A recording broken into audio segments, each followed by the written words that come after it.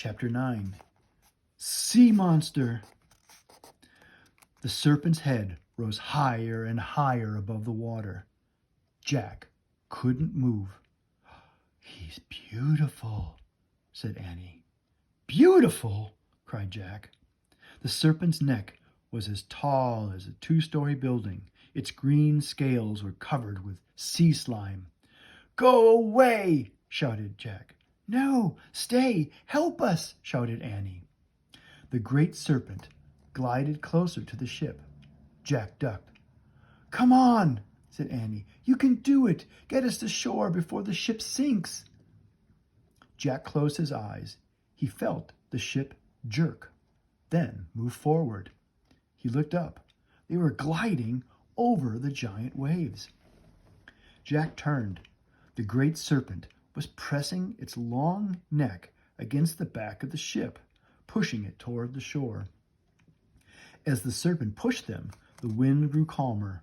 The clouds lifted, and the water glittered with sunlight. The rocky shore grew closer. Jack could see the treehouse on the ledge above it. "Hurry!" Annie called to the serpent monster. The great serpent gave the ship one last push. The ship swooshed onto a sandbar near the shore. Jack put the jeweled book carefully back into his bag. Then he and Annie climbed out of the ship onto the wet sand. They looked back at the sea. The great serpent was rearing its long neck into the air. Its scales glittered pink and green in the sunlight. "Bye!" shouted Annie. "Thanks a lot." The monster seemed to nod at her. Then he dove into the sea and was gone. Jack and Annie headed toward the rocks. All of a sudden, Annie gasped.